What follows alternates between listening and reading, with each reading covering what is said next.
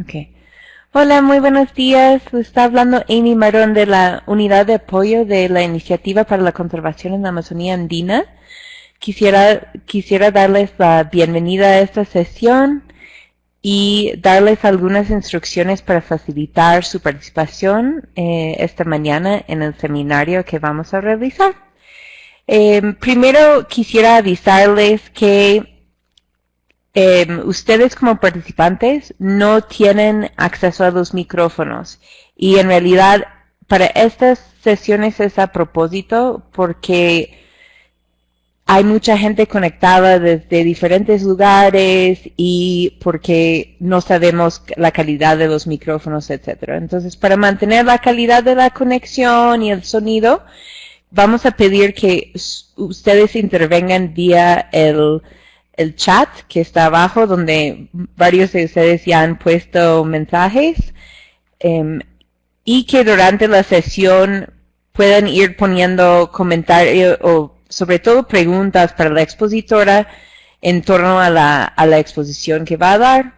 Vamos a pedir que ustedes también sean concisos en las preguntas que realizan, ya que me imagino que van a ir sumando más gente y vamos a asegurar que jalemos las preguntas y les leemos las preguntas después a la expositora. Un poco para explicarles la dinámica de este seminario el día de hoy.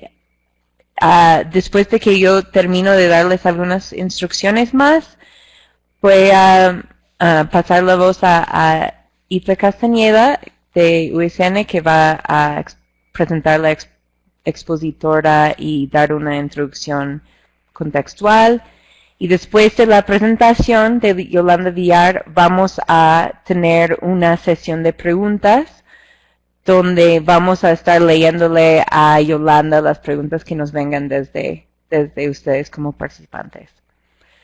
En algún momento, si ustedes experimentan alguna dificultad técnica, vamos a seguramente abrir un chat privado con ustedes para ver si podemos ayudarles. Mi colega Brenda Chao estará apoyando de esta manera y muy probablemente hay momentos en que ustedes van a escuchar una pausa o un momento de silencio y van a ver que retoma el audio después y sin haber perdido el contexto. Eso es algo que hace la plataforma. Sin embargo, a veces no se retoma. En esos casos, lo que podemos recomendar es que ustedes cierren la sala y entren nuevamente. Eso es solo para momentos extremos que no se retoma ese audio. Y si ustedes recomendamos siempre que están en cable, como enviamos en las instrucciones, porque la conexión inalámbrica puede ser un poco inestable. Bueno, y sin otro que añadir sobre la participación en el día de hoy, voy a pasar el micrófono a Itza Castañeda de UICN, que va a introducir un poco el contexto de este seminario y presentar a nuestra expositora del día de hoy. Gracias. Muchas gracias, Amy. Muy buenos días a todas y a todos. Les saluda Itza Castañeda de UICN. Yo estoy desde México. Nos da muchísimo gusto ver que tenemos personas conectadas de distintos países de la región latinoamericana. Por supuesto, las y los participantes del Grupo de Desarrollo de Capacidades de Género y Conservación, pero también otros socios, y queremos nada más decirles que este es ya el quinto módulo de este proceso de formación, de fortalecimiento de capacidades que iniciamos en marzo. Como saben, no todas las sesiones se abren al público en general. Esta es una de las que sí se abrió. Creo que será la última que se abrió. Decidiremos más adelante si abrimos una que tenemos en noviembre. Pero nos da muchísimo gusto que algunos de ustedes ya han estado en sesiones anteriores y que nos han seguido. Esa es una de las intenciones también de ICA, y de UICN en este proceso, poder llegar a más personas y fortalecer sus conocimientos y sus capacidades en género y conservación. Para mí es un enorme gusto tener de nuevo a nuestra querida amiga Yolanda Villar.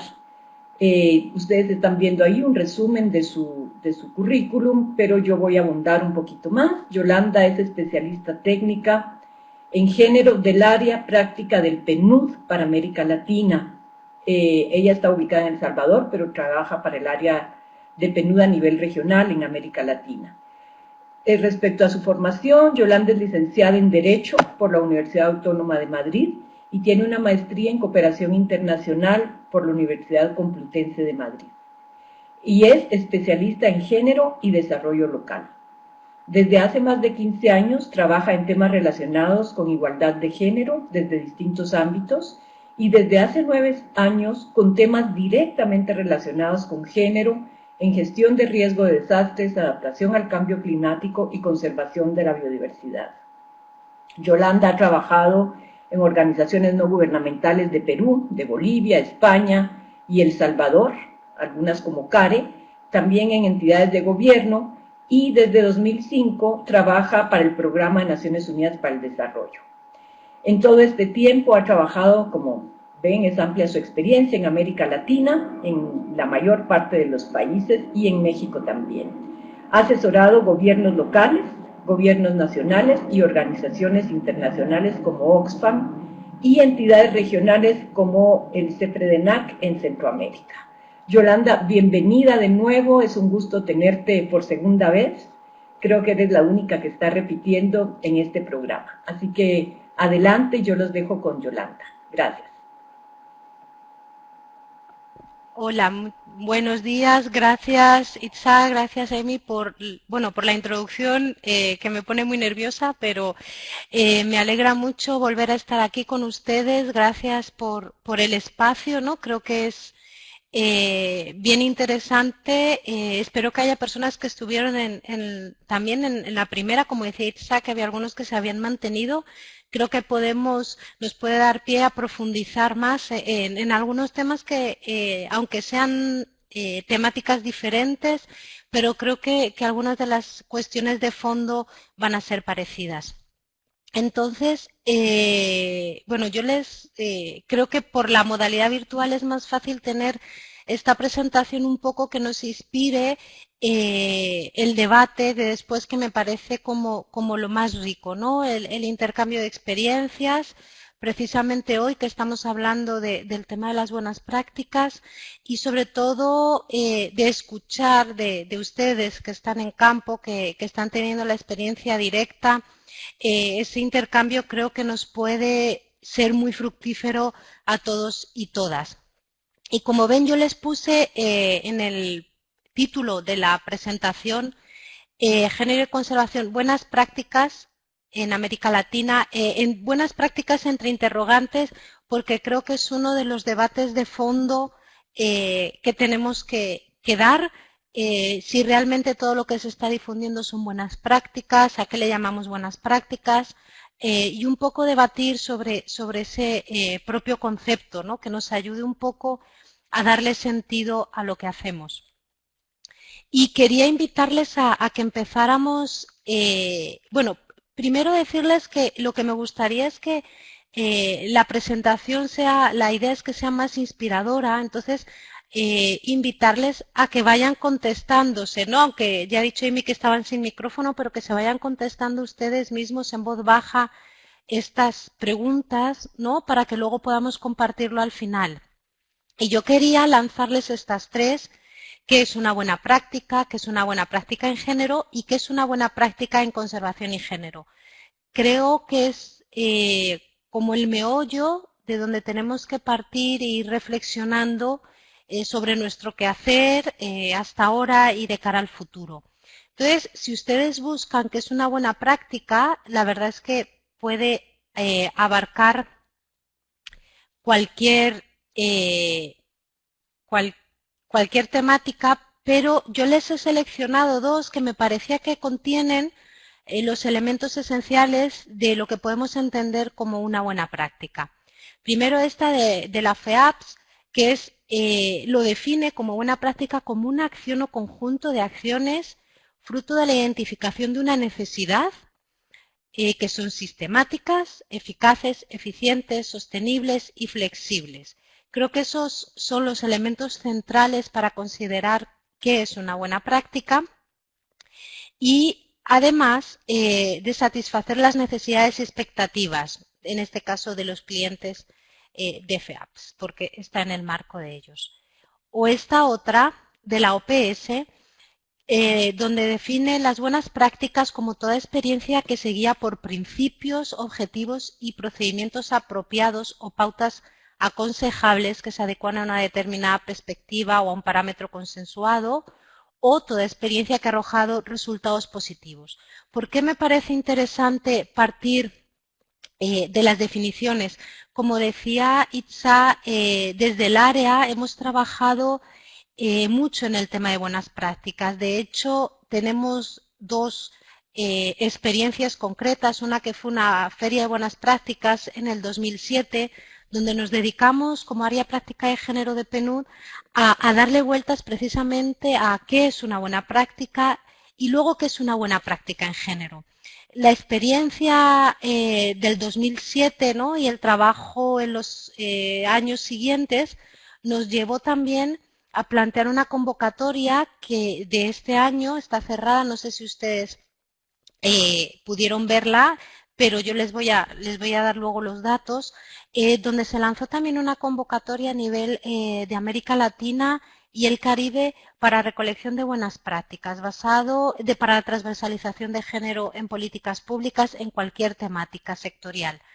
Estas experiencias realmente y el proceso de reflexión del área, no solo interno, sino también con personas externas al área que nos han ayudado a reflexionar, la verdad es que resulta muy interesante de cara a precisamente a plantear qué es una buena práctica y cómo podemos extraer lo mejor de estas buenas prácticas.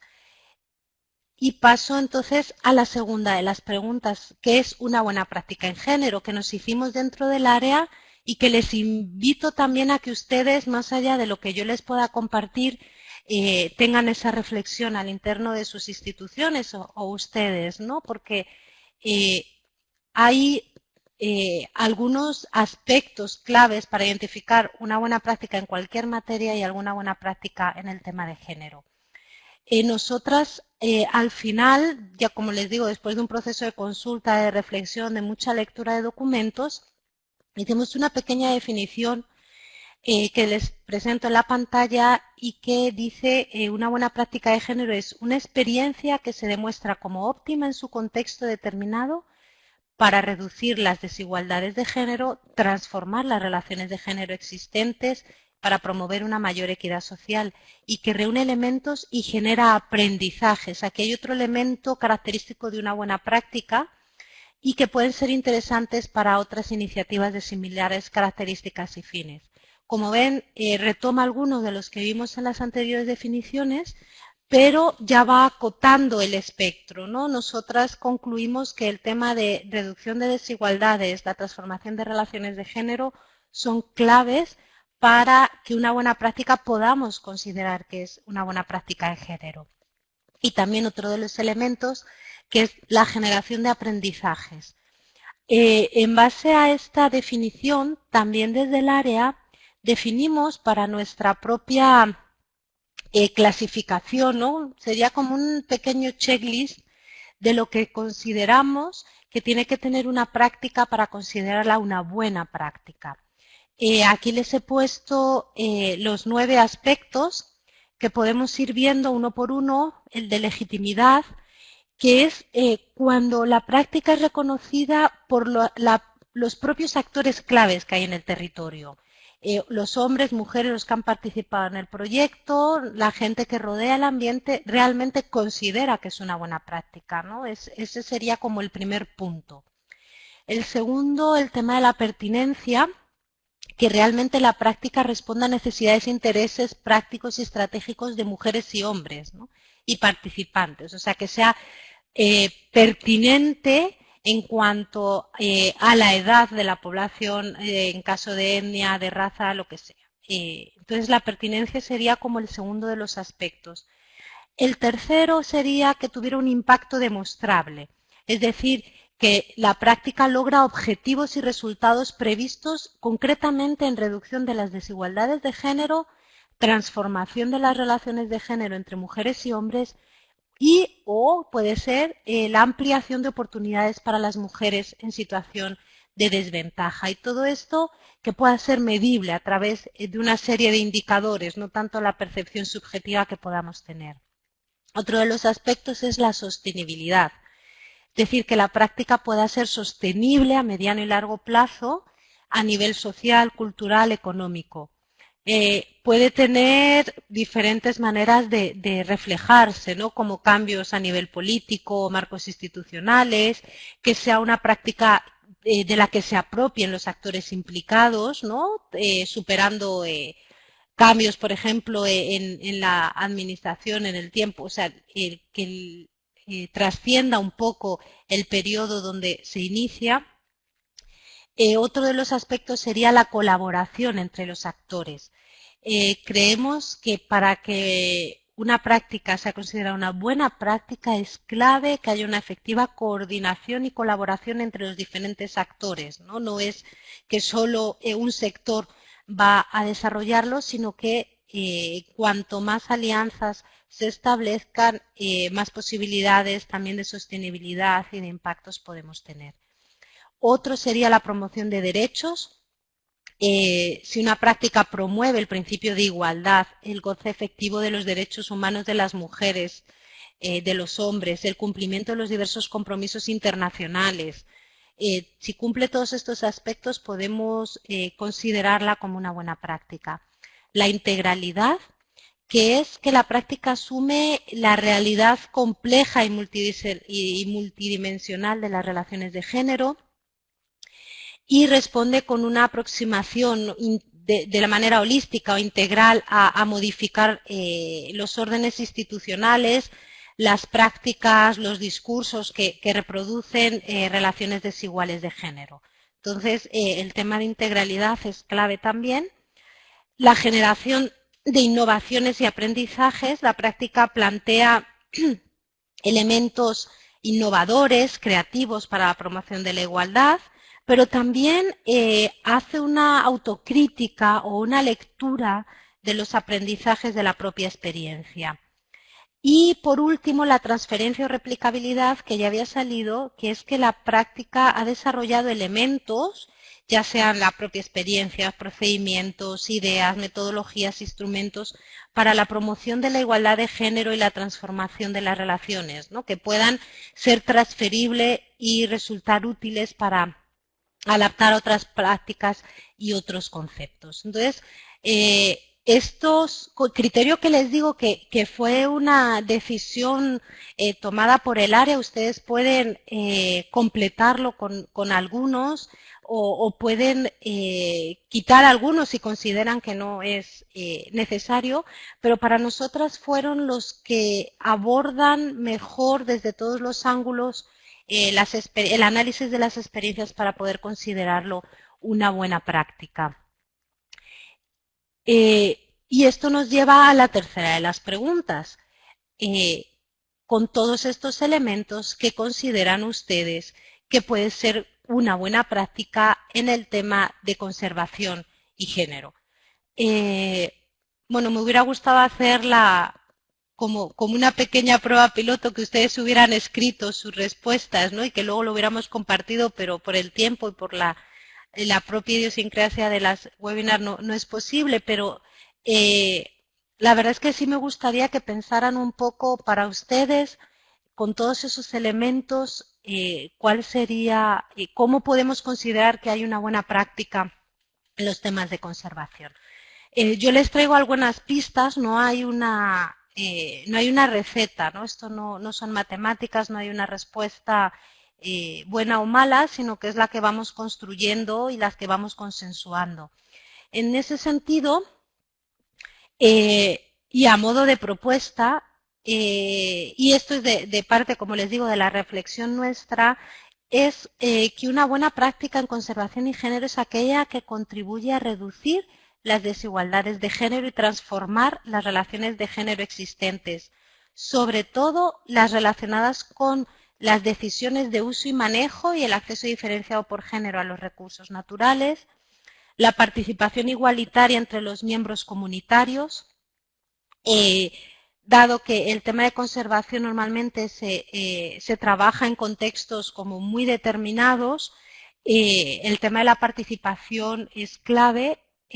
Las relaciones de poder también, o sea, reducir las desigualdades de género y transformar estas relaciones de poder e intereses relacionadas con género, donde haya brechas, donde haya desigualdades, y el tema de seguridad y soberanía alimentaria clave también en los temas de conservación, junto con los roles en el hogar. Entonces es la que contribuye a reducir, ¿no? En estos temas, la práctica que ayude a reducir las desigualdades de género en estos temas, con el fin de promover una mayor equidad social, igualdad en la toma de decisiones, acceso a los derechos, acceso a recibir beneficios y acceso a las mismas oportunidades de desarrollo. Una práctica que contenga todos estos elementos podemos pensar precisamente que es una buena práctica en conservación y género. Hay una serie de elementos que ustedes conocen muy bien que también tenemos que tener en cuenta y que podemos analizar o donde la práctica está trabajando, que es en el tema, por ejemplo, si consideramos el perfil de actividades productivas, el acceso, uso y control de los recursos naturales, en cuestiones de degradación ambiental, de impacto por género, conocimientos ancestrales, la cosmovisión y visión de la comunidad, los roles y las relaciones de género, la seguridad alimentaria y relación con el uso de la diversidad, la situación del desarrollo comunitario y la participación social y las alternativas para el desarrollo sostenible. O sea, las buenas prácticas que tengan relación con alguno de estos temas nos ayudarán, ¿no?, a identificar que efectivamente es una buena práctica en género y conservación. Y la otra pregunta que les tenía, ¿consideran ustedes que son importantes las buenas prácticas? Creo que todos y todas partimos de que sí, pero realmente no reflexionamos para qué son importantes, ¿no? Si alguien le dice, o envíeme sus buenas prácticas, la verdad es que todas consideramos que es algo bueno en sí, pero pocas veces siento que nos paramos a reflexionar realmente de qué implica una buena práctica y cuál es el partido que les podemos sacar. Como les digo, en aras de esta reflexión, también me gustaría que compartiéramos al final por qué consideran ustedes que son importantes las buenas prácticas. Si tenemos claro esto, creo que realmente podemos sacarle mucho mejor partido. Yo les traigo algunos elementos, como les decía, para nosotros son importantes porque suponen lecciones aprendidas, tanto de lo que está bien como de lo que no estamos haciendo tan bien, si estamos logrando o no estamos logrando los objetivos que nos planteábamos en cuanto a las relaciones de igualdad, pero en sí genera una forma de aprendizaje clave realmente para la transversalización del tema de género. También nos ayudan a superar los desafíos. No es que sea el único elemento para trabajar el tema de género, creo que es un elemento más, pero sí que va planteando desafíos en la realidad y la superación de estos nos acercan más a la igualdad. El tema de política pública también, ya saben que es difícil esta conexión de lo que pasa en la realidad con las políticas públicas, muchas veces los tiempos no nos acompañan o la política pública va muy por detrás de lo que está pasando en el campo o no se acerca, pero sí puede ser una fuente de alimentación si se sabe llevar, si son estrictamente trabajadas, sí pueden alimentar a las políticas públicas para que éstas se adecúen mucho más a la realidad. para nosotras también es una continua excusa para reflexionar qué está pasando, qué estamos haciendo bien, qué estamos haciendo mal.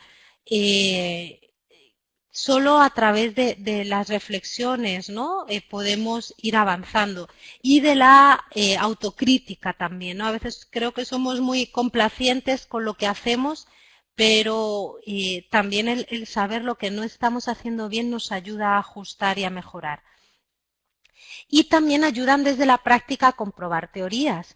También hay muchísimas teorías, sobre todo en el caso de género, que están a veces sustentadas más por estereotipos, por prejuicios, por impresiones, por subjetividad en general.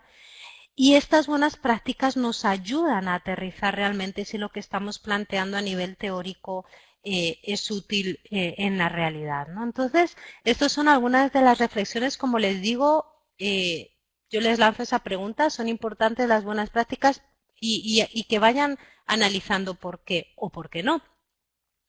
¿Qué retos tenemos? También, como les digo, para nosotros es un elemento fundamental, pero también entendemos que hay una serie de retos que nos plantean estas buenas prácticas.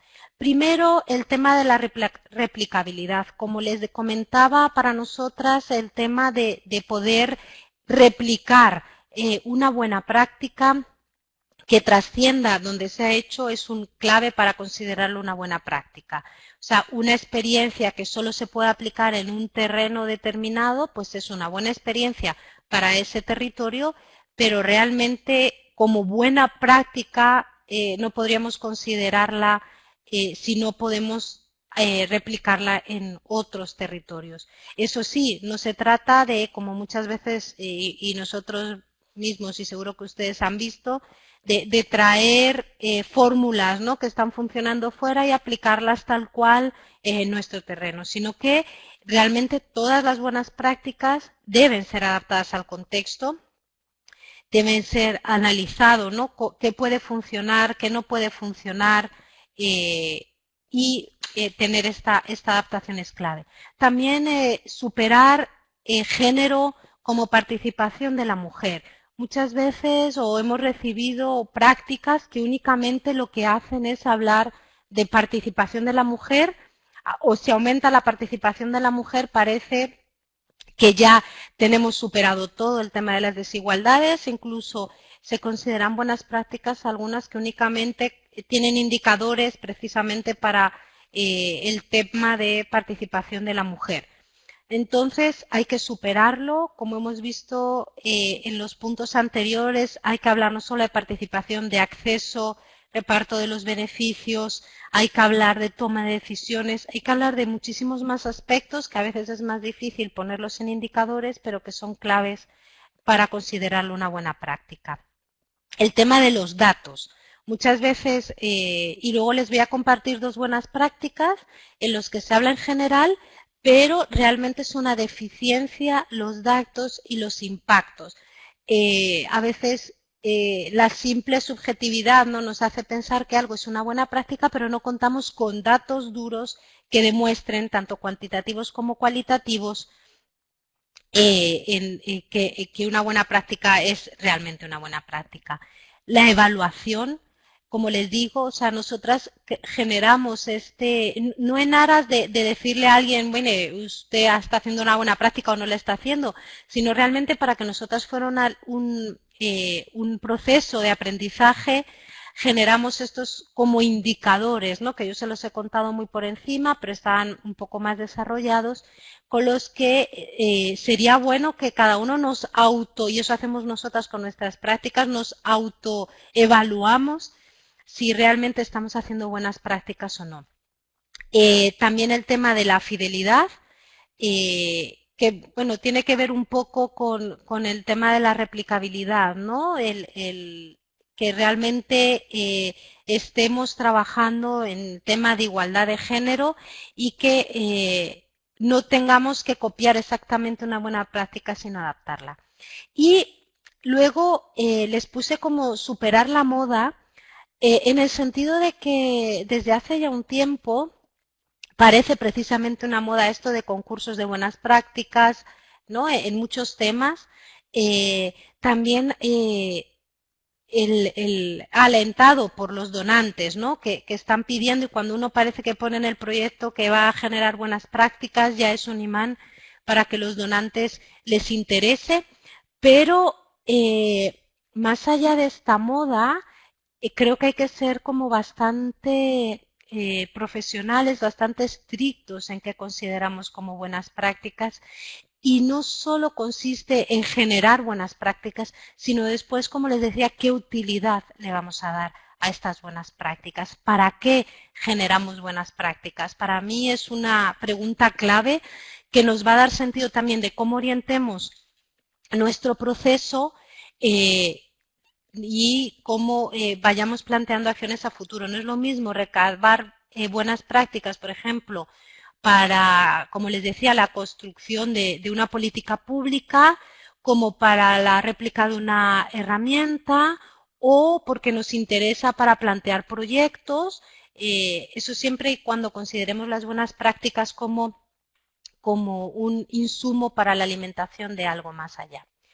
¿Dónde encontrar buenas prácticas? Bueno, yo les he puesto, cuando les manden la presentación, están vinculados estos iconitos que ven. Está por un lado la página web del área nuestra de práctica de género, que es Genera.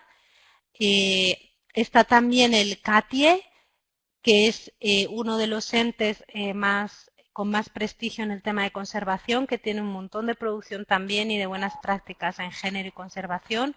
Por supuesto, la UICN, no me quiero detener porque ustedes lo conocen muchísimo mejor que yo, seguro. O el caso de la Convención en Diversidad Biológica también, donde tiene toda una sección sobre el tema de género, donde pueden encontrar estas buenas prácticas.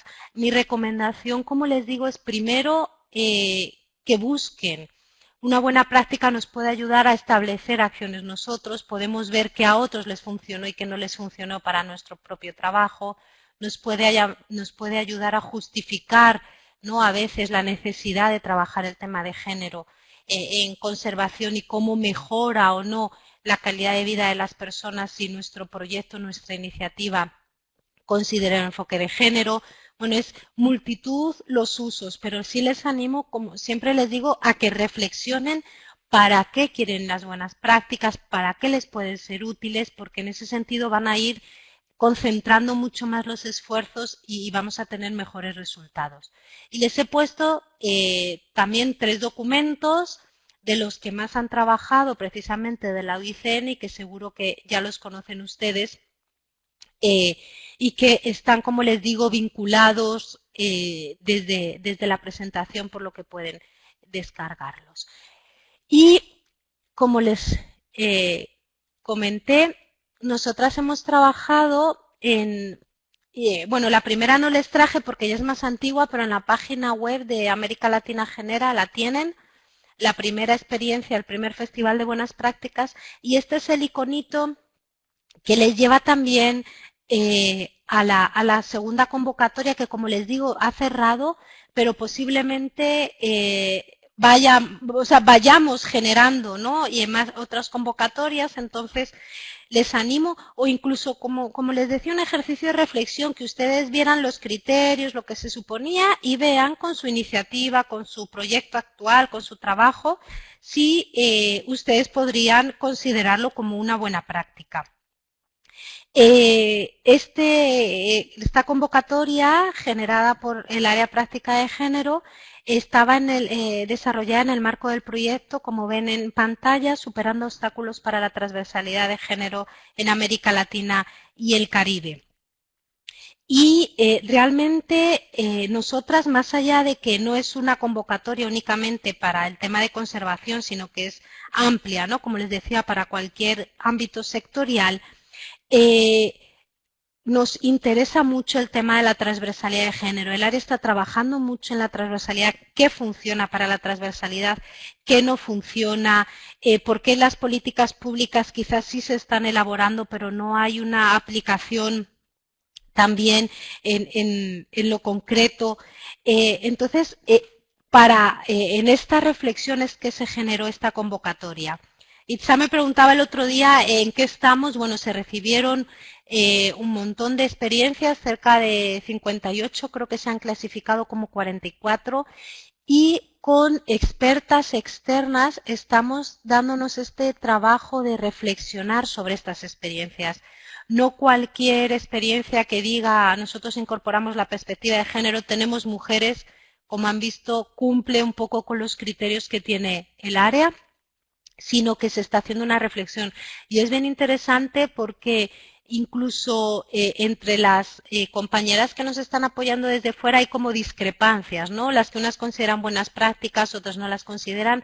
Entonces, estamos ahora en ese proceso, ¿no? de relectura de las experiencias, de análisis y de reflexión propia. Y les quise traer otra del CATIE, precisamente, que es avanzando la práctica de la conservación de la biodiversidad en Mesoamérica, a la cual nos invitaron y que fue la verdad, unas jornadas muy interesantes, trasciendo un poco el ámbito andino, ¿no? Donde ustedes viven o han estado trabajando, pero fue muy interesante porque con la experiencia de estas 44, ¿no? Realmente ves la tendencia de lo que se está haciendo en género y en prácticas de conservación.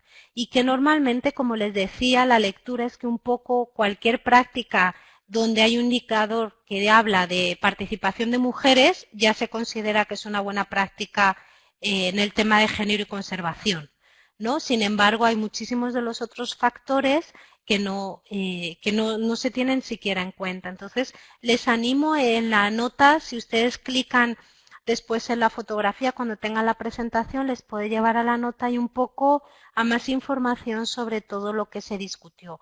Pero creo que es una lectura crítica de encuentros como este, donde tenemos la suerte de contar con profesionales de conservación que están trabajando, que tienen iniciativas, nos ayuda mucho a reflexionar realmente hacia dónde tenemos que apuntar para obtener buenas prácticas en género y conservación.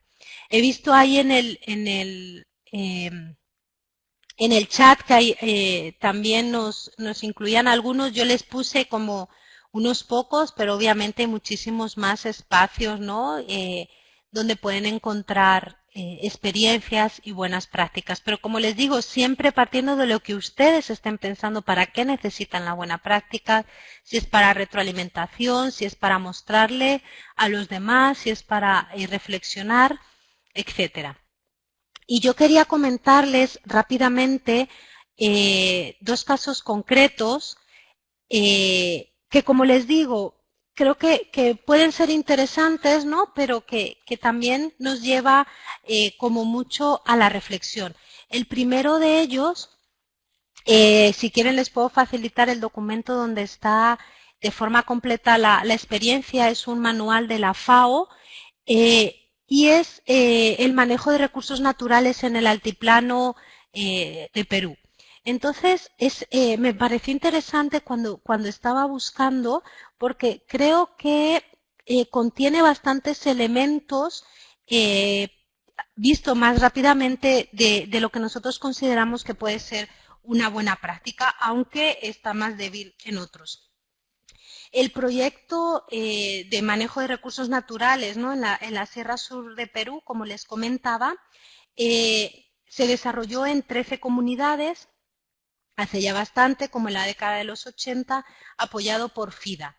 Pero lo interesante, lo que me llamó la atención es que este proyecto, ¿no? en un inicio, financiado por FIDA, tuvo buenos resultados y como se apoyaba mucho en los conocimientos locales, fue retomado luego ya sin financiamiento por el gobierno del Perú, ¿no? Entonces, fue ampliado, de hecho, de las 13 comunidades que les comentaba hasta llegar a las 360. Entonces, creo que realmente el tema de replicabilidad es interesante, ¿no? También este proyecto se basaba en una serie de trabajo desde la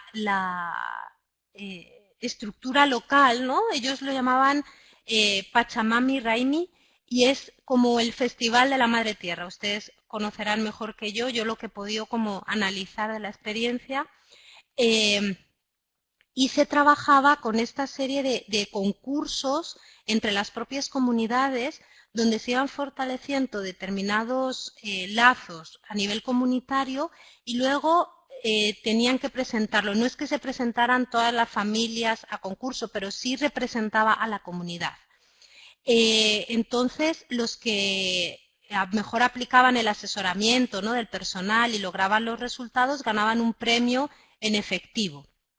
Entonces, realmente lo que trabajaba esta iniciativa es que los concursos eran la excusa, ¿no?, el catalizador para realmente de manera eficiente y eficaz poder compartir y difundir y replicar las innovaciones tecnológicas, ¿no?, y de conservación que se habían dado en la zona. Entonces, esto como contexto general, hay muchísimo más detalles, pero me interesaba en el tema de género, si es verdad que la iniciativa rescata como muy centrado en el tema de mujeres, no tanto en relaciones, pero sí es interesante porque vincula el tema de la autonomía económica de las mujeres con su mayor posicionamiento, su mayor visibilidad en el ámbito público de las comunidades, ¿no?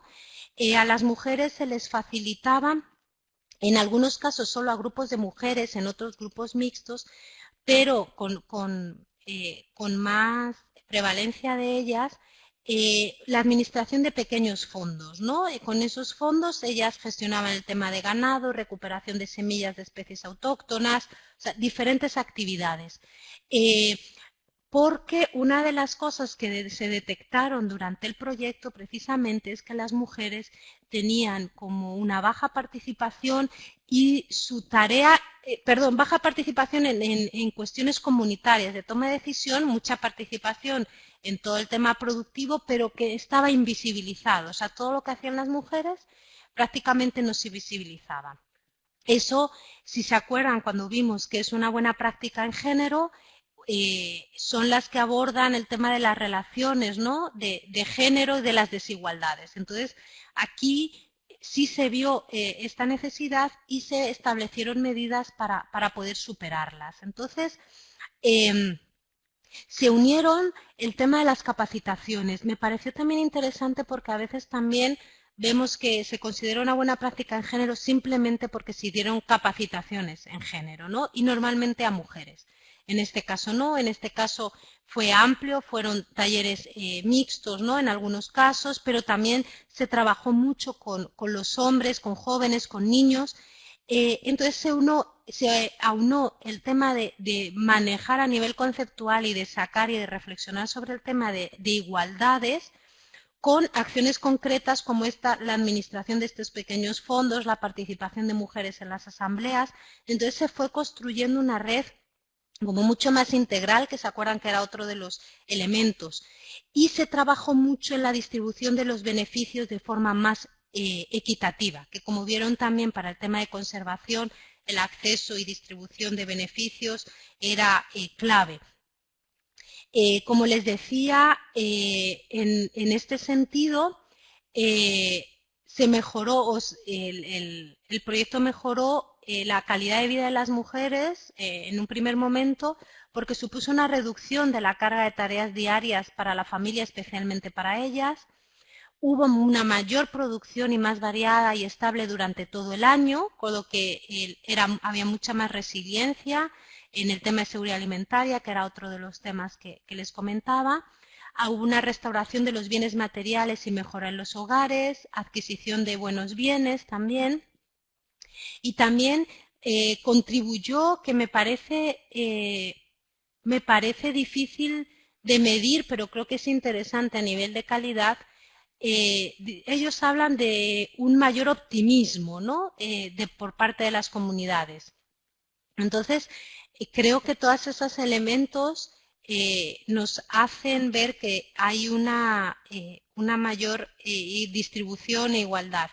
Pero es interesante también porque sí se tuvo en cuenta y se incluyó el tema de la corresponsabilidad en el hogar, sobre todo, ¿no? es el impacto, ¿no?, que detectaron los propios autores de la experiencia fue que una de las prácticas mejoradas fue reducir precisamente la carga de trabajo de las mujeres, porque éstas eran tradicionalmente las responsables de alimentar, que eran los animales, pero el aumento en la calidad y la diversidad de producción familiar ha hecho posible que las mujeres puedan no solo cubrir las necesidades básicas de las familias, sino que también pudieran contribuir financieramente, algunas por primera vez, ¿no?, a los ingresos familiares. Esto las hacía sentirse a ellas también mucho más seguras y les ha dado mayor autoconfianza y les ha generado una mejor posición en la comunidad. Como les digo, les facilito donde está el documento, donde está la experiencia, que como ven tienen como mucha lectura, ¿no?, de lo que podríamos también nosotros aplicar extraído de esta buena práctica. Lo que creo que le falta también, que es una reflexión posterior, sería precisamente cómo podemos adaptar, ¿no?, y llevar, porque estos son comunidades con una idiosincrasia propia, comunidades indígenas con determinada cosmovisión, entonces cómo esto realmente nos puede servir en otros espacios. Y la otra experiencia que les quería comentar está en el Ecuador. Es una experiencia de la GIZ, Cooperación Alemana, que también ha trabajado muchísimo en el tema de buenas prácticas, son muy exhaustivos, ¿no?, en los planteamientos. Y es una buena práctica, como les decía, de conservación y desarrollo. Se llama una experiencia de los chachi en el noroccidente ecuatoriano. Entonces, para mí es una experiencia con muchas más dificultades en el tema de género, ¿no? En el sentido de que, como ellos reconocen, las mujeres las mujeres indígenas chachi también tienen muchísimo menos roles, ¿no?, públicos dentro de las comunidades. Hay muchísima dificultad para que ellas participen. Sin embargo, se intentó a través de este proyecto generar una mayor visibilidad del papel de las mujeres, ¿no?, y también trabajar en el tema de la autoestima femenina. Como ven, bastante similitud con el anterior, en cuanto nos encontramos en un territorio donde las mujeres tienen como mayor dificultad en el tema de participación y de acceso. Como les digo, pueden ver más en detenimiento la experiencia. Lo que me pareció interesante, más de lo que se haya logrado, porque si ellos trabajaron en el tema comunitario, en el tema de implementar iniciativas económicas con las mujeres, intentar que participaran, que la toma de decisiones, por ejemplo, fuera en las asambleas, porque lo que está pasando es que llegaban las mujeres, pero no hablaban, o llegaban mayoritariamente hombres y las pocas mujeres que acudían no hablaban. Entonces, más allá de una experiencia, una buena práctica, ¿no?, en el tema de género, que sí tiene algunos elementos muy interesantes y que se pueden aprovechar, lo que me parece interesante es la lectura que hacen ellos de su propia experiencia, ¿no? Y reconocen como el tema de la incorporación de las mujeres indígenas como una dificultad para lograr una mayor igualdad y equidad, ¿no?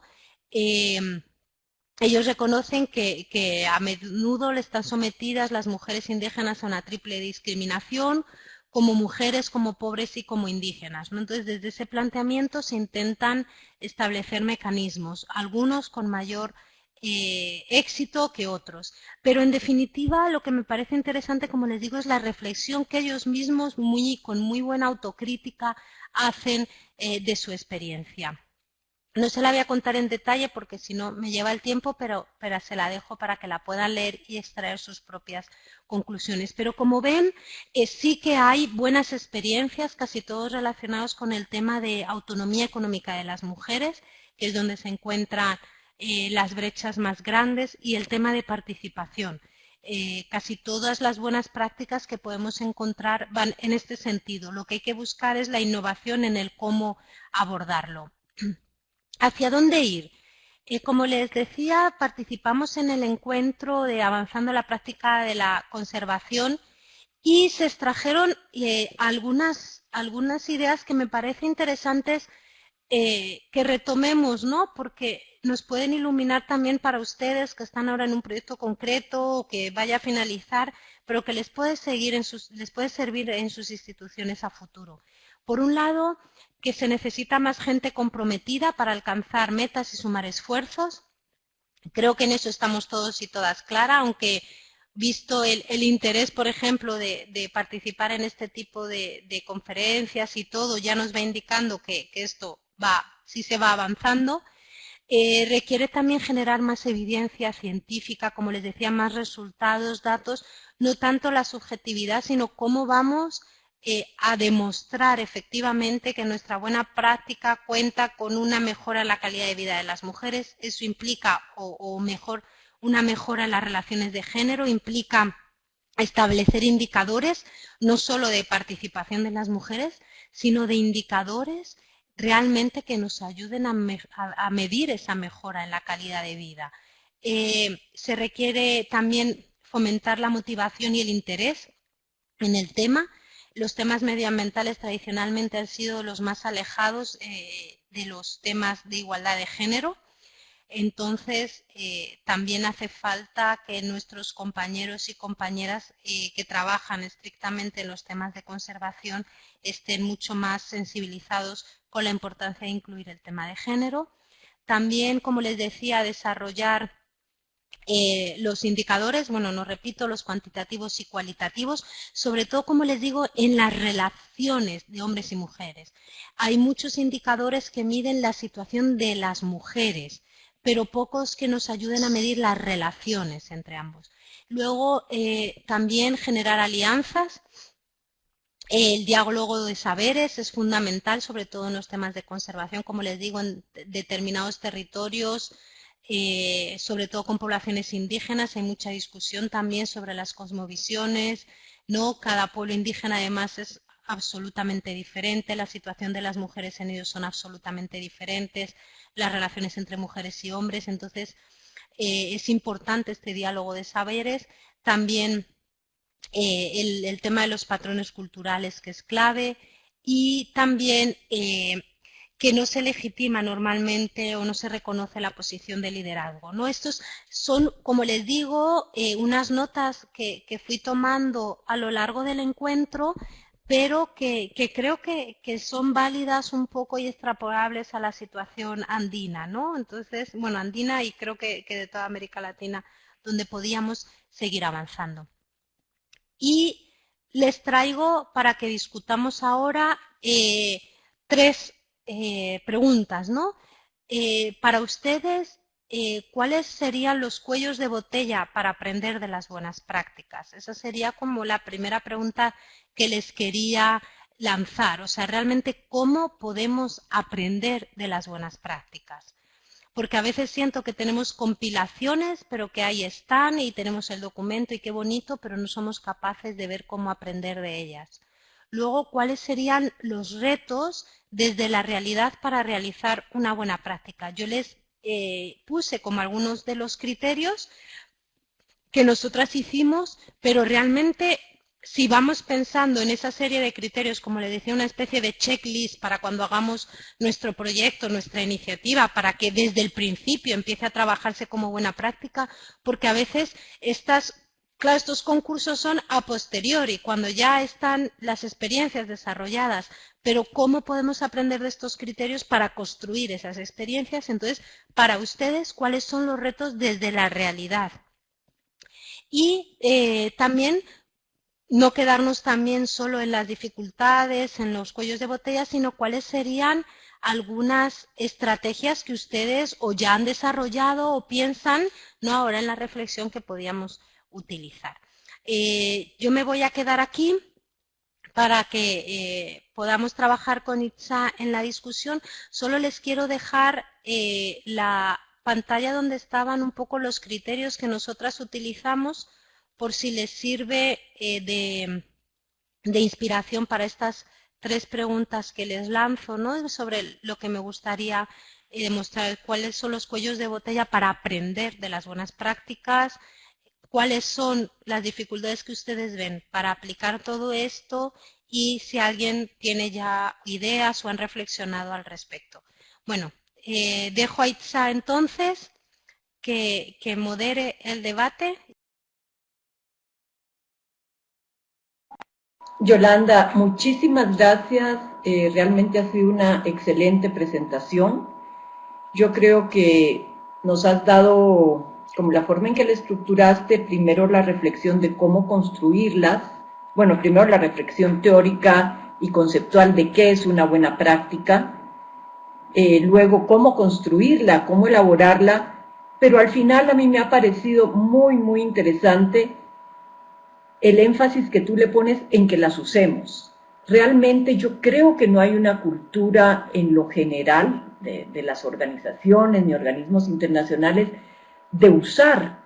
Y tú decías, a veces las tenemos hasta coleccionadas, ¿es cierto? Yo tengo colección de buenas prácticas, a veces no te da tiempo de leer, y creo que es un ejercicio que tenemos que aprender a hacer, no solo a formularlas por la moda, como tú dices, por la exigencia de los donantes, sino porque realmente sean útiles, pero también nosotros aprender y leer y buscar.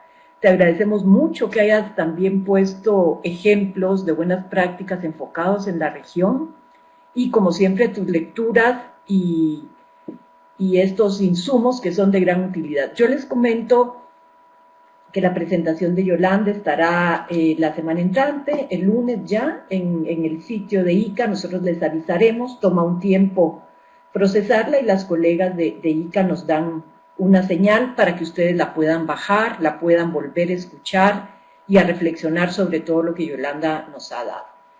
Tenemos varios comentarios, yo le voy a dar prioridad a las preguntas, comentarios que han estado chateando algunos colegas que de todos modos son muy útiles porque enriquecen también la discusión. Y yo quisiera empezar por digamos, los comentarios hablan de cómo se ha empezado, voy a hacer como un resumen, a transversalizar género en Perú, en algunas instituciones. También hablan que es una iniciativa nueva, pero de esto a que se hayan documentado buenas prácticas todavía falta. Se habla de cómo se ha empezado género, valdría la pena documentarlo y ver si ha sido buena práctica o no en todos los temas que comentan. Hay comentarios generales también, donde dicen que es un tema poco abordada, la transversalidad de GEMA en el tema del desarrollo, y un aspecto que me parece interesante es que no hay suficientes indicadores ni información para crearlos, indicadores que sustenten o que hagan evidentes las brechas de género y que esta es una limitante. Eso lo sabemos quienes trabajamos en este tema, que los datos y la información en la región siguen siendo una limitante. Ahora, respecto a las preguntas, que ya estamos, preguntas. Bueno, María nos dice que sería interesante compartir estrategias regionales también para desarrollar indicadores. Yo creo que esto pueden consultar otros webinars que hemos tenido sobre indicadores en el marco del Grupo de Desarrollo de Capacidades de ICA. Dice Elpidio Tineo, de República Dominicana, dice: en Sur Futuro tenemos un programa para mejorar la condición y posición de las mujeres a través de procesos de sensibilización comunitarios y paralelamente se selecciona a un grupo de mujeres para convertirlas en microempresarias. Él nos está compartiendo un proyecto que tienen y dice por qué ellas no tienen modelos a seguir por otras mujeres. Bueno, nos comenta lo que están haciendo. Tania Gutiérrez, de Perú, nos hace una pregunta y dice: Yolanda, esta sí es una pregunta concreta. Según tu experiencia, ¿qué recomiendas para que una buena práctica de género tenga replicabilidad? Yo la dejaría aquí y vamos a ir armando las demás preguntas.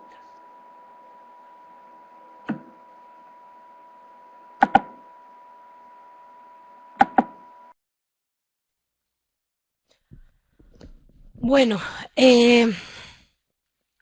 buena pregunta. Estaba esperando que Itza me juntara más para ir pensando en las respuestas, pero para que tenga replicabilidad, para nosotras, primero, como insisto, es que haya, a ver, una buena práctica no puede ser fruto de la casualidad.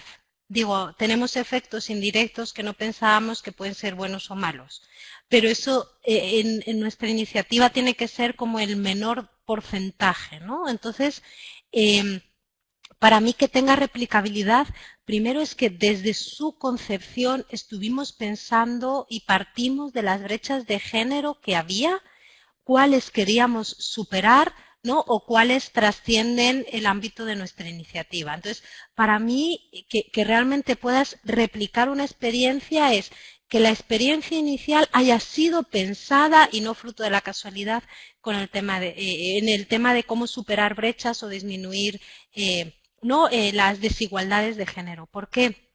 Porque eso va a suponer, primero, que tuviste un objetivo claro, pensaste indicadores para medir cómo alcanzar ese objetivo, estableciste herramientas, estableciste los mecanismos, tu estrategia, entonces tienes una serie de un paquete realmente, ¿no? de cómo hiciste las cosas muy pensado desde el principio, muy ad hoc, que sí me permite extrapolarlo a otro y a partir de ese paquete empezar a ver si, o sea, ¿no? Como esa metodología que utilizaste, los objetivos. Entonces, yo creo que eso quizá me dejó, no, o sea, se me quedó en el tintero, pero es que todo esto no puede ser fruto de la casualidad ni fruto de que de repente tuvimos suerte y mira qué éxito.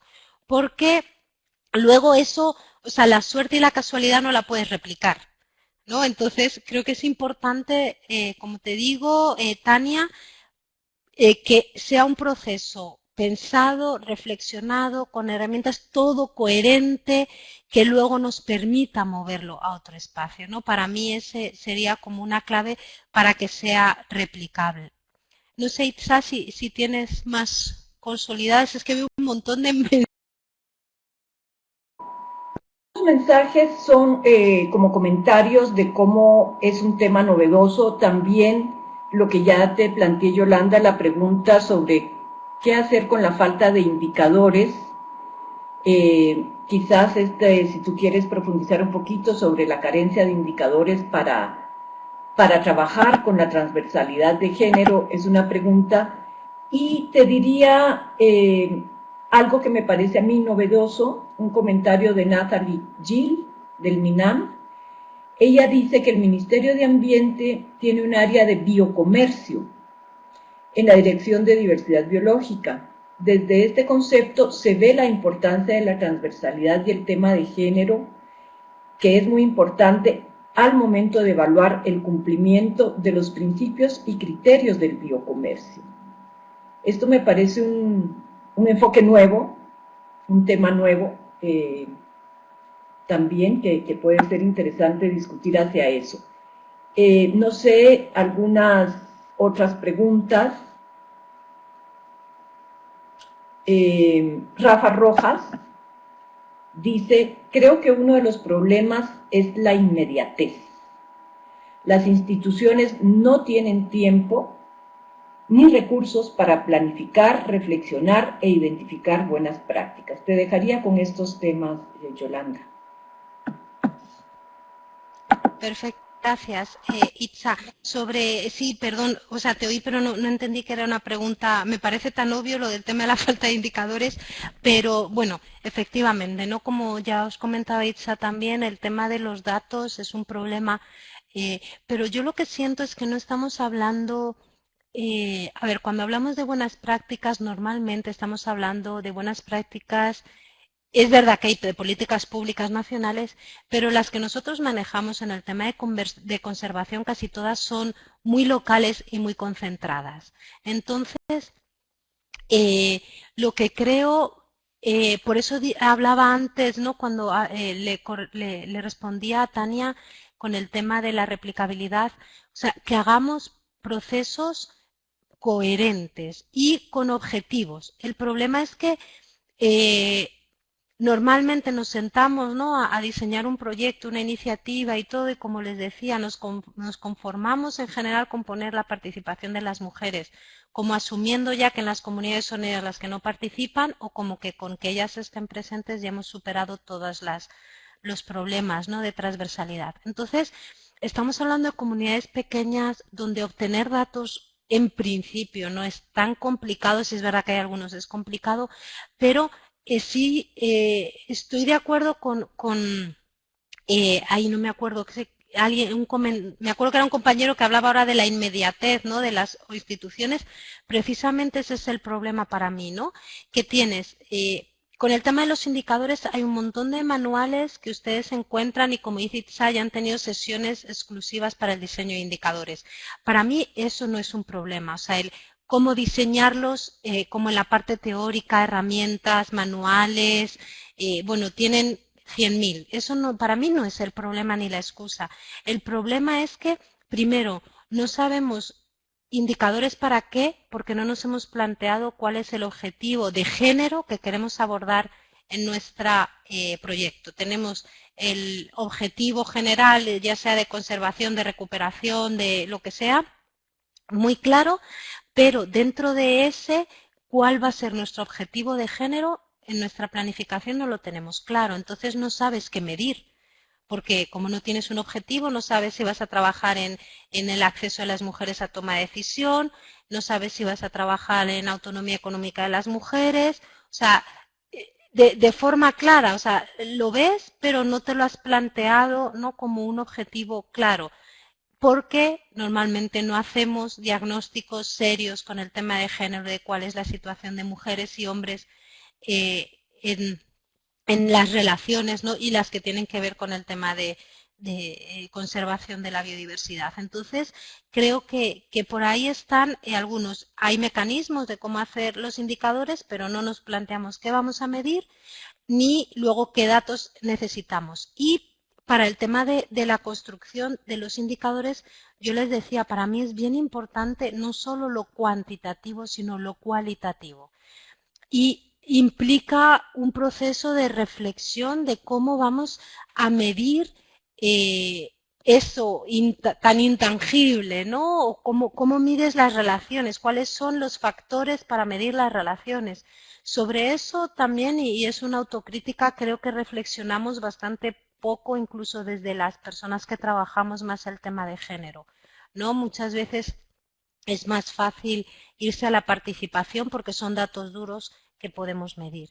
Entonces, para mí ahí el reflexionar cuál va a ser nuestro objetivo y sentarnos a pensar en esos indicadores utilizando todas estas herramientas que hay de sobra, ¿no? Y en cuanto al tema de la inmediatez, totalmente de acuerdo. A mí me gustaría que esta webinar fuera una buena práctica. Por eso les ponía esas preguntas, ¿no? Concreto, identificar primero cuellos de botella y luego algunas estrategias. Quizá sería, bueno, después retomar todos los chats, ¿no? Si la gente ha ido contestando esas preguntas, cuáles son los cuellos de botella, cuánto, para que la buena práctica de la webinar al final nos ayude a sacar lecciones aprendidas para poder precisamente superar esto, ¿no? Que es que se queden ahí estancadas, ¿no? Veamos por qué se quedan estancadas y cómo podemos sacarle provecho. Esa era un poco la idea y por ahí retomo el tema de la inmediatez que habría que ver entonces qué solución proponemos, ¿no?, al compañero. Y el tema del biocomercio, como decía, no conozco mucho, me parece muy interesante como Itzá y sí, como que lo voy a retomar para profundizar.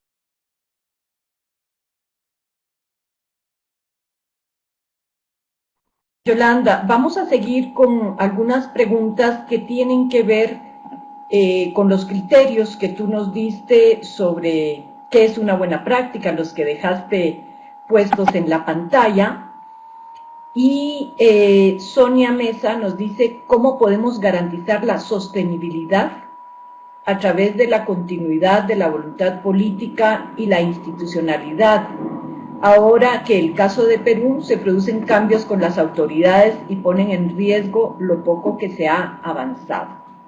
Esto tiene que ver cómo hacemos sostenibles, sobre todo en términos de políticas públicas. También María Ortiz nos pregunta, si tú tienes información, que si en las estrategias regionales de conservación de la biodiversidad, regionales y nacionales, cómo se está aplicando el tema de género. Te dejo con estas dos preguntas, Yolanda. Ok, en cuanto al tema de sostenibilidad, pues creo, bueno, no sé si, como les decía, o sea, las iniciativas o las buenas prácticas que vemos son más como en lo local. Yo me remito un poco a la experiencia que les he comentado de Perú, que fue muy sostenible, primero porque se basó en dinámicas propias que ya había en el territorio. Entonces, ahí te da igual cuando te da igual que cambien los gobiernos, ¿no? Que cambie un poco la dinámica política, porque realmente si es algo que ya están haciendo las personas, es muy difícil que un cambio político lo anule. Entonces, creo que tenemos que retomar para la sostenibilidad precisamente lo que ya va haciendo la gente, quizá haciéndolo de otra manera, ¿no? Eso te puede garantizar bueno, que a pesar de que haya cambios, se siga asumiendo. Creo que también en el tema de las políticas públicas, por eso para nosotras les remito aquí donde dice colaboración entre actores, coordinación y concertación. Es más fácil la sostenibilidad de cualquier iniciativa cuando ha habido un acuerdo lo suficientemente amplio, ¿no? Incluyendo desde el tema político, social, cuando la gente está formada, o sea, difícilmente un gobierno, ya sea local o nacional, va a cambiar algo que ha tenido un amplio consenso en el que ellos han participado, ¿no? Ya sea que estuvieran antes en oposición o que estuvieran en el propio gobierno, cuando ha habido este consenso. Y también es difícil cuando la población lo identifica como una buena práctica y que les es útil y no quiere que se lo quiten. O sea, es muy difícil, ¿no? Que deje de ser sostenible bajo esos criterios. Aunque, bueno, creo o no, desde fuera, que las instituciones muchas veces llegamos y todos nos encontramos con el tema de la rotación en los gobiernos tanto nacionales como locales, ¿no? Y lo vemos como una dificultad, pero quizás es que no estamos poniendo el énfasis donde debemos, que es, como digo, aprovechar ya como las dinámicas locales o lo que ya se hace independientemente del gobierno de turno y que lo podamos hacer de otra manera, ¿no? Entonces, para mí ahí va una parte. En cuanto al tema de las estrategias regionales, bueno, como les decía, yo creo que ahí de todas maneras ITSA tiene muchísima mayor información porque han estado trabajando este tema como mucho más de cerca, entonces, bueno, si ITSA quiere completar, pues se lo agradecería, pero el convenio de biodiversidad, como les decía, tiene un amplio aspecto en el tema de género, tiene herramientas, tiene manuales de cómo aplicarlo y esto, así de este convenio, ha sido firmado por los países de la región. Entonces, realmente el marco político lo tenemos.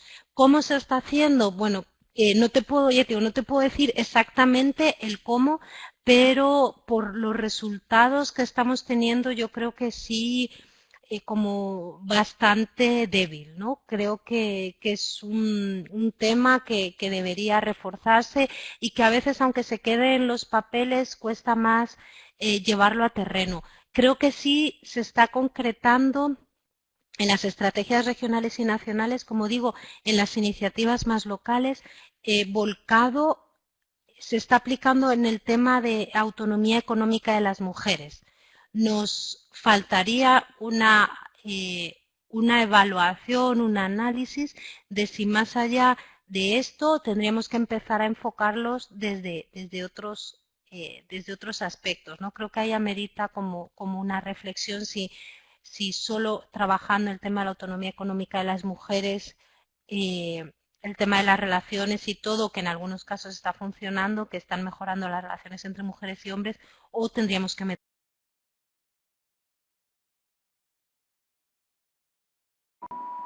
Gracias, Yolanda.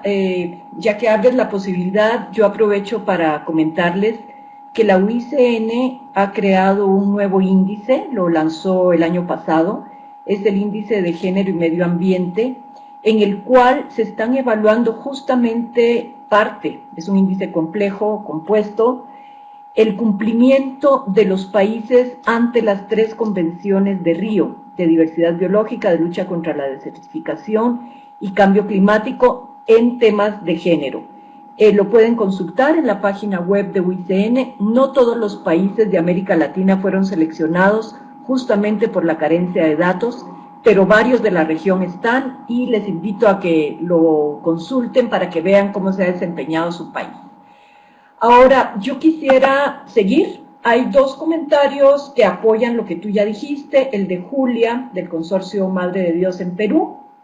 Ella coincide que para los proyectos de conservación es muy importante realizar un análisis socioambiental con enfoque de género antes de empezar cualquier intervención. Así se puede plantear los avances, indicadores y posibles buenas prácticas, pero esto no sucede mucho porque los proyectos no lo permiten por tiempo y presupuesto. Esto refuerza lo que tú ya dijiste también de alguna manera. Y tenemos otras preguntas. Gracias, Julia, por la reflexión que me gustaría plantear. Una de Melanie Mejía, respecto a la pregunta que tú haces de los cuellos de botella.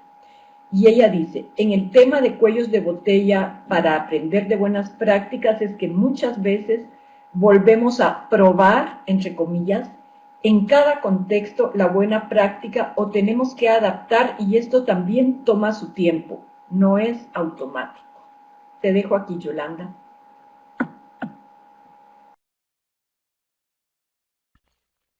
Sí, pero me he perdido un poco, Itza, porque, o sea, lo veo como comentario, pero no encuentro, o no sé si me quería preguntar algo concreto.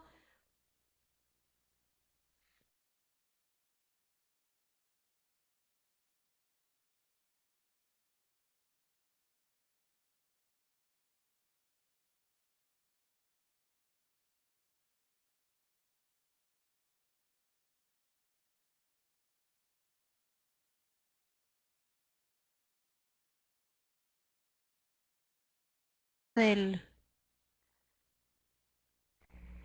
Ah, sí. Acabo de ver que también parece que está Se nos cayó la conexión con Itza. Sí. Am, ahí está nuevamente. Un segundo. Ah, Ahí ya, está. ya. Sí. A ver Itza, si- que te nos habías perdido.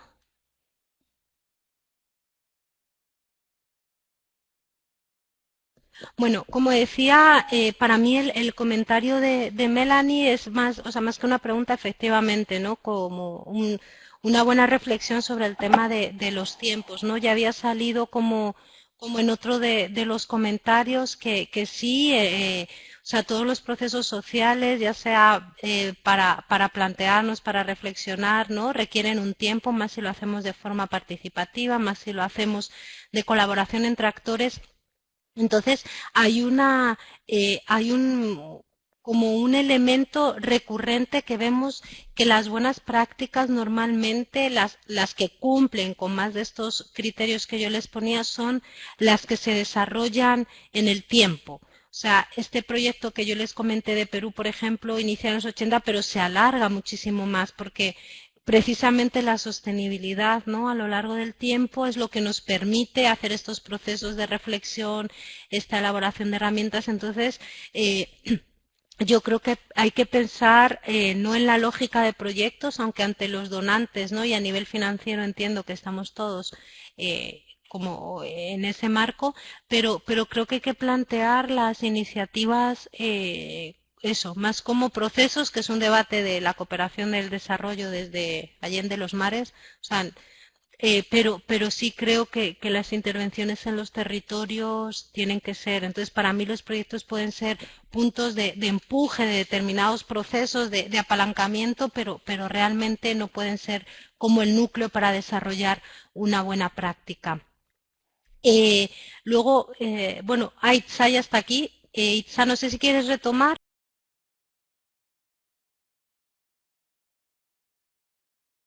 Yolanda, y bueno, el tiempo corre. Paola Vargas de UICN Sur nos comenta que frente al tema de la inmediatez, creo que la clave es que las buenas prácticas logren autosostenibilidad a largo plazo. Si las iniciativas solo dependen de los fondos que van y vienen dependiendo de las modas de financiación, las iniciativas no serán buenas prácticas, pues no generarán transformaciones significativas. Muchas gracias, Paola, por tu reflexión. Tenemos una solicitud que si pudieras comentar alguna buena práctica. Esto es de Jenny Santamaría, de Flaxo, Ecuador. Una buena práctica, un ejemplo de buena práctica en políticas públicas.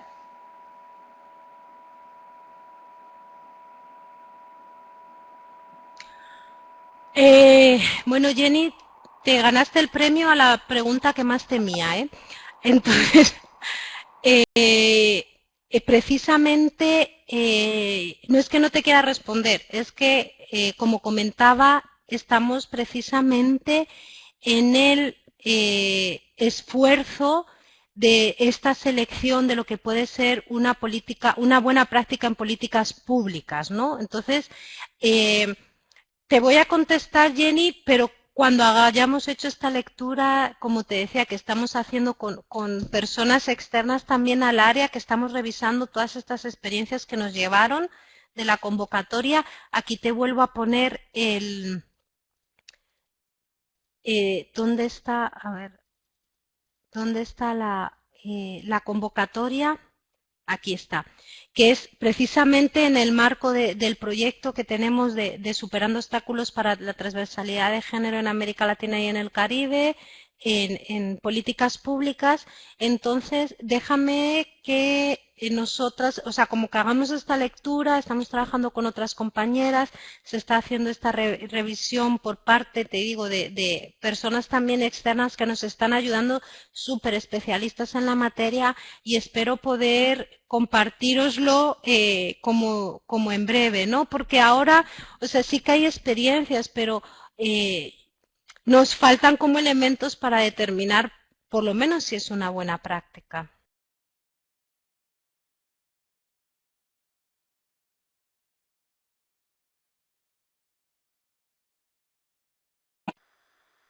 Muchas gracias, Yolanda. Tenemos que empezar a cerrar. Hay otros comentarios que quedarán, como siempre, para la reflexión más adelante. Hay uno que hace Nayib Leiva, de Colombia, que aborda un aspecto que a mí me parece interesante también, que dice que el aspecto cultural es relevante en el tema de buenas prácticas y que también puede ser un obstáculo en su replicabilidad o adaptabilidad. Y también ella nos dice que las buenas prácticas y su sostenibilidad es un tema comunitario y que no necesariamente tienen una dependencia directa de las políticas públicas. Yo dejaría estas dos reflexiones para que discutas ya con un comentario final y de cierre. Yolanda, por favor. Sí, gracias. Efectivamente, o sea, yo creo que, como decía, el tema cultural puede ser eso, un obstáculo, ¿no? En llevarlo, o sea, tú tienes una experiencia con determinado contexto cultural, lo intentas llevar a otro sitio y realmente puede que no te funcione. Efectivamente, y totalmente de acuerdo con Nayib. Pero creo que es importante, como decía antes, si tenemos el proceso bien pensado, bien estructurado, a lo mejor lo que hay que hacer es como cambiar la forma de abordaje o hay que cambiar herramientas o planteamientos de inicio, ¿no? El objetivo, pero como que el proceso sí nos puede como ayudar, el proceso de reflexión, ¿no? Creo que hay elementos como tener un objetivo, generar nuestro análisis, nuestros indicadores que son válidos como para cualquier iniciativa, ¿no? Y que luego a lo mejor esa buena práctica efectivamente lo cultural nos hace que no sea. Entonces hay que repensarlo. Y estoy totalmente de acuerdo y por eso decía que la sostenibilidad, bueno, como decía Nayib, ¿no? Las buenas prácticas y la sostenibilidad es un tema comunitario. Creo que sí hay una relación, efectivamente no veo una dependencia directa de las políticas públicas, pero sí veo que tenemos que establecer una relación. En primer lugar, que las buenas prácticas nos sirvan para alimentar a los tomadores de decisiones, ofrecerles información, para que las políticas públicas cada vez sean más aplicables, más pertinentes, más acertadas, más adecuadas. Y además creo que una buena política pública nos puede dar un marco para que haya unas mejores buenas prácticas, ¿no? Entonces sí creo que hay una relación, quizá no dependencia directa, como muy bien plantea Nayib, pero sí creo que hay una relación que tenemos que ver, fortalecer e identificar. Como ya Itza decía que son muy estrictas con el tiempo, yo quería agradecerles muchísimo que me hayan invitado por segunda vez ¿no? a este espacio. Creo, como ya dije la otra vez, que hay muchísima calidad, muchísima reflexión por lo que veo en los comentarios. Sí, creo que sería muy interesante, sé que están trabajando ustedes en sus propias iniciativas. Quiero poner a su disposición el portal de América Latina Genera. Les voy a escribir en el chat, aunque tienen el enlace directo, como les decía. Tienen a su disposición el portal para difusión de sus buenas prácticas. Yo quedo, bueno, a la orden de cualquier, ahí tienen, cualquier buena práctica que ustedes tengan, nosotros con todo gusto la subimos al portal, le damos difusión, la compartimos, porque realmente sí estamos como les he insistido, en que las buenas prácticas sean útiles. Les animo, si sacamos otra convocatoria, que participen. Las experiencias relacionadas con conservación y diversidad son casi las más escasas, ¿no? En tema de convocatorias de buenas prácticas en género. Entonces, les invito a que por favor, bueno, pues compartan, que tengan buenas prácticas. Yo quedo a la orden por cualquier cosa, y agradecerle a Amy toda la gestión logística, ¿no? A Brenda y por supuesto a Itza, que como siempre hace muy bien de moderadora. Y quiero bueno, me gustaría que si se pueden extraer, no sé, del chat luego, Itza, que les pueda servir a ustedes, porque como les decía, mi idea era que luego les sirva a ustedes de cara a futuro. Entonces, agradecerles y bueno, feliz semana. Muchísimas gracias, Yolanda. Yo les pido que permanezcan un momento más. Tenemos varios anuncios que hacerles, unos minutitos más. Yolanda, de verdad, ha sido una excelente exposición. Reitero el agradecimiento por la preparación, por todos los documentos que nos traes. El día lunes estará ya la grabación. Sí podrán acceder a estos últimos documentos que están en la pantalla, porque van a tener los links, que era uno de los preguntas que estaban haciendo y que siguen haciendo. Entonces, dennos de aquí al lunes para que les enviemos ya el link con la grabación y la presentación de Yolanda. Yo quiero agradecer también a nuestras colegas Amy Marrón, de la Unidad de Apoyo de ICA, y a Brenda Chao, también de la Unidad de Apoyo de ICA. Sin ellas esto no sería posible. Han estado desde hace más de una semana, no crean que esto se prepara de un día para otro, pendientes y activas para que esto llegue a ustedes. Gracias, Amy, y te pido que hagas tú el anuncio que tienes y la solicitud para los participantes.